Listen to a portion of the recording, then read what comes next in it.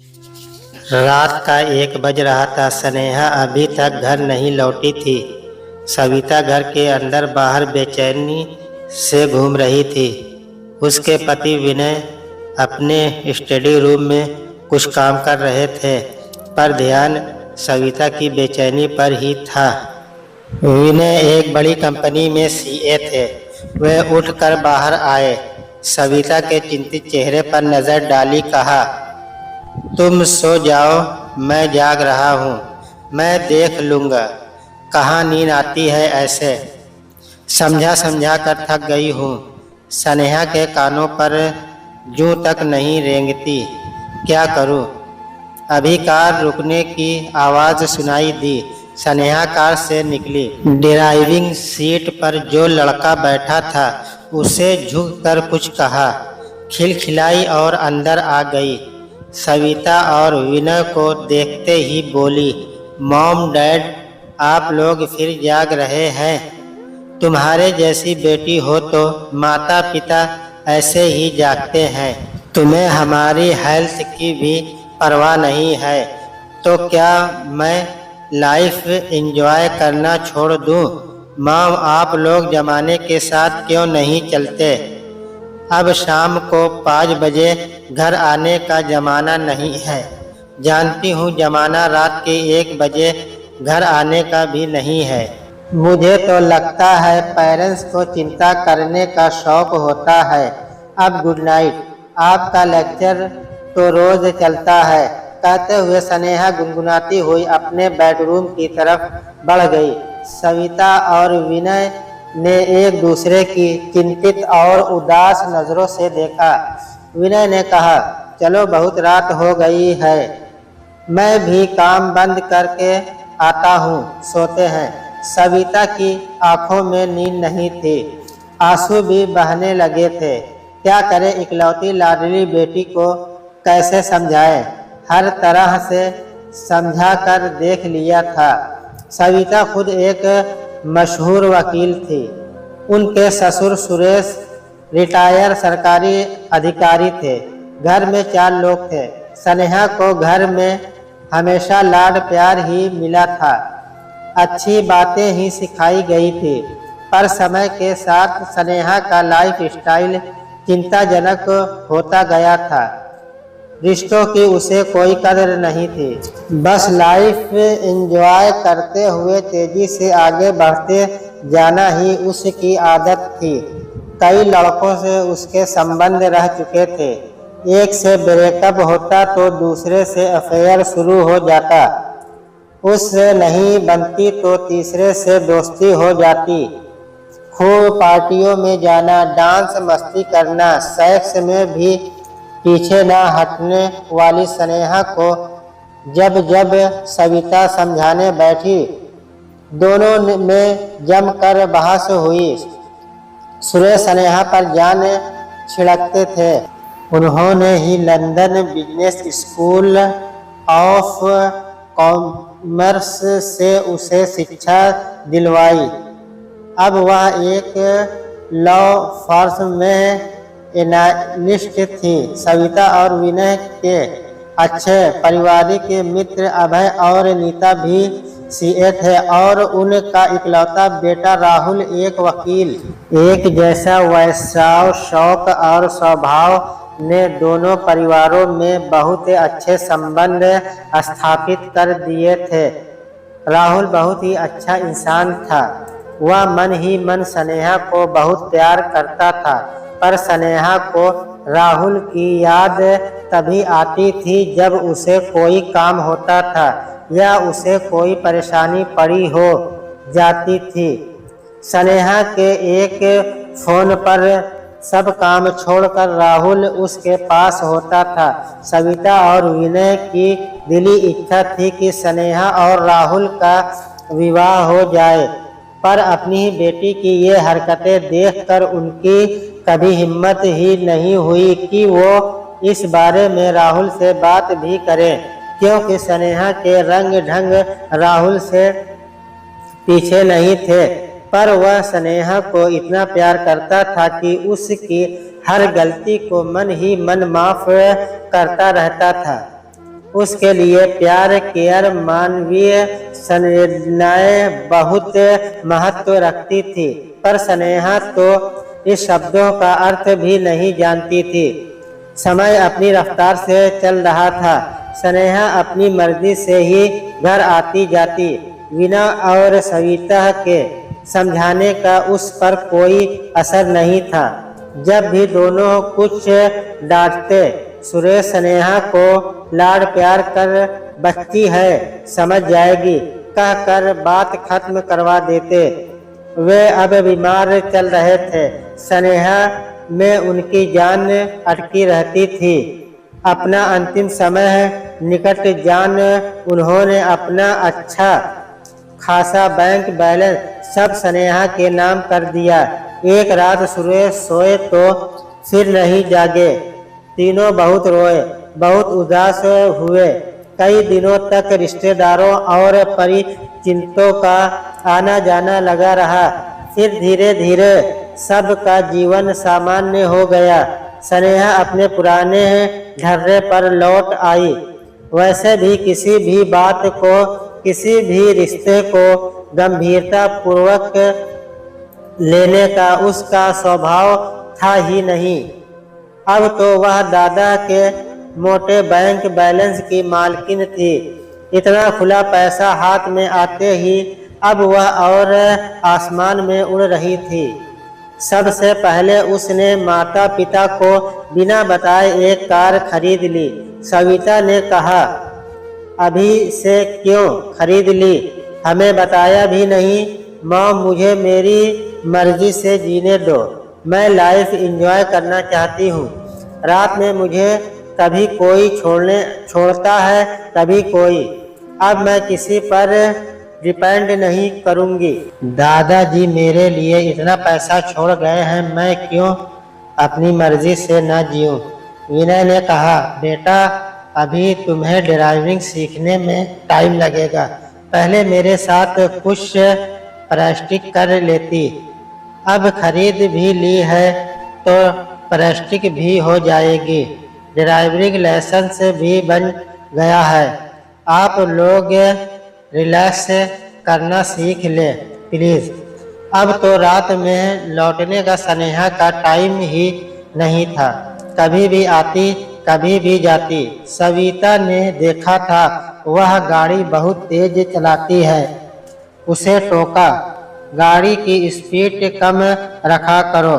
मुंबई का ट्रैफिक और तुम्हारी स्पीड बहुत ध्यान रखना चाहिए। Mom, I love speed. मैं यंग हूँ, तेजी से आगे बढ़ने में मुझे मज़ा आता है। पर तुम मना करने के बाद भी पार्टीज में ड्रिंक करने लगी हो। मैं तुम्हें समझ कर थक गई हूँ। ड्रिंक करके ड्राइविंग करना कहाँ की समझदारी है। किसी दिन मॉम, मैं भी थक गई हूँ। आपकी बातें सुनते सुनते जब कुछ होता देखा जाएगा। पैर पटकते हुए स्नेहा कार की चाबी उठाकर घर से निकल गई। सविता सिर पटक कर बैठ गई। बेटी की हरकतें देख वे बहुत तनाव में रहने लगी थी। समझ नहीं आ रहा था बेटी को कैसे सही रास्ते पर लाए। एक दिन फिर स्नेहा ने किसी पार्टी में खूब शराब पी। अपने नए बॉयफ्रेंड विक्की के साथ खूब डांस किया।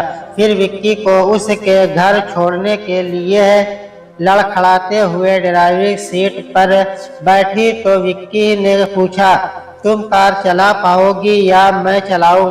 डोंट वेरी, मुझे आदत है। स्नेहा नशे में डूबी गाड़ी भगाने लगी। ना कोई चिंता, ना कोई डर।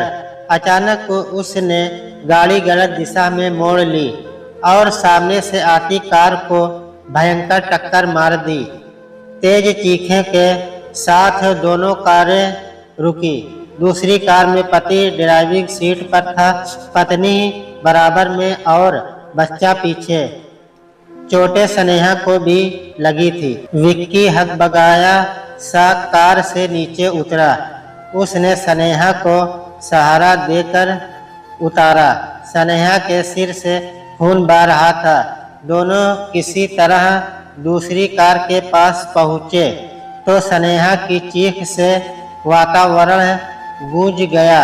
विक्की ने भी ध्यान से देखा तो तीनों खून से लथपथ थे। पुरुष शायद जीवित ही नहीं था। विक्की चिल्लाया, स्नेहा, शायद कोई नहीं बचा है। उफ, पुलिस केस हो जाएगा। स्नेहा का सारा नशा उतर चुका था। रोने लगी। Vicky, please help me. क्या करें? सॉरी स्नेहा, मैं कुछ नहीं कर पाऊंगा। प्लीज कोशिश करना, मेरा नाम ही ना आए। मेरे डैड बहुत नाराज होंगे। सॉरी, मैं जा रहा हूँ। स्नेहा को जैसे तेज झटका लगा। तुम रात में इस तरह मुझे छोड़कर जा रहे हो? विक्की बिना जवाब दिए एक ओर भागता चला गया। सुनसान रास्ते में अकेली घायल खड़ी स्नेहा को हमेशा की तरह एक ही नाम याद आया, राहुल। उसने फौरन राहुल को फोन मिलाया। हमेशा की तरह राहुल कुछ ही देर में उसके पास था। स्नेहा राहुल को देखते ही जोर जोर से रो पड़ी। स्नेहा डरी हुई, घबराई हुई चुप ही नहीं हो रही थी। राहुल ने उसे गले लगाकर तसल्ली दी। मैं कुछ करता हूँ, मैं हूँ ना। तुम पहले हॉस्पिटल चलो, तुम्हें काफ़ी चोट लगी है, लेकिन उससे पहले भी कुछ ज़रूरी फ़ोन कर लूँ। कहकर उसने अपने एक पुलिस इंस्पेक्टर दोस्त राजीव और एक डॉक्टर दोस्त अनिल को फ़ोन कर तुरंत आने को लिए कहा। अनिल ने आकर उन तीनों का मुआयना किया। तीनों की मृत्यु हो चुकी थी। सब सिर पकड़कर बैठ गए। स्नेहा सदमे में थी। उस पर केस तो दर्ज हो ही चुका था। उसे काफ़ी चोटें थी तो पहले तो उसे एडमिट किया गया। सरिता और विनय भी पहुंच चुके थे। स्नेहा माता पिता से नजरें ही नहीं मिला पा रही थी। कई दिन पुलिस कोर्ट कचहरी, मानसिक और शारीरिक तनाव से स्नेहा बिल्कुल टूट चुकी थी।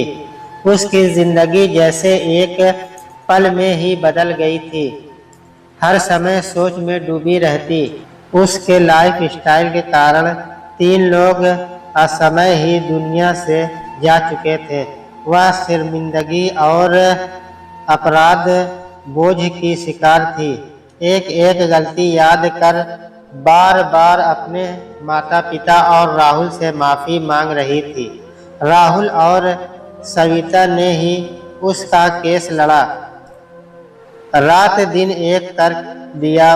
भारी जुर्माना के साथ स्नेहा को थोड़ी आज़ादी की सांसें लेने की आशा दिखाई दी। रात दिन मानसिक तनाव के कारण स्नेहा की तबीयत बहुत खराब हो गई। उसे हॉस्पिटल में एडमिट किया गया। अभी तो एक्सीडेंट की चोटें भी ठीक नहीं हुई थी। उसकी जॉब भी छूट चुकी थी। पार्टियों के सब संगी साथी गायब थे। बस राहुल रात दिन साए की तरह साथ था। हॉस्पिटल के बेड पर लेटे लेटे स्नेहा अपने बिखरे जीवन के बारे में सोचती रहती। कार में 3 मृत लोगों का ख्याल उसे नींद में ही घबराहट से भर देता। कोर्ट कचहरी से भले ही सविता और राहुल ने उसे जल्दी बचा लिया था, पर अपने मन की अदालत से वह अपने गुनाहों से मुक्त नहीं हो पा रही थी।